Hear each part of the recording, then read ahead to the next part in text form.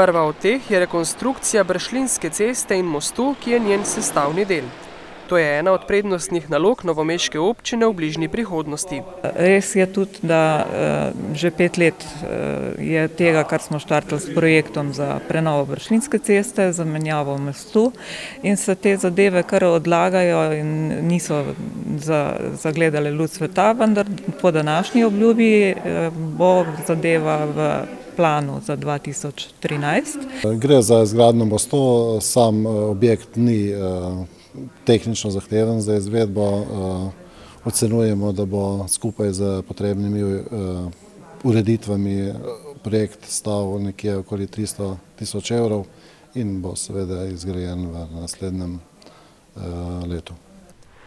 Drugi projekt pa se navezuje na ureditev priključka s ceste Brigat na Andrijaničevo cesto, ki trenutno buri duhove domačinov. To je ozko grlo, ozko je, zdaj se oboje stransko je odprt promet nazaj.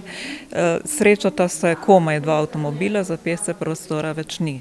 Vemo, da hodijo iz Bučne vasi otroci v šolo po tej cesti in tako je vsak dan 12 otrok izpostavljeno neposredni nevarnosti. Na priključku za Andrijaničevo cesto imamo v načrtu za naslednje leto izvesti potrebne odkupe za rekonstrukcijo tega dela cestišča, v nadaljevanju pa seveda tudi rekonstrukcijo, s tem, da seveda bodo morala biti predhodno zagotovljena sredstva v proračunu.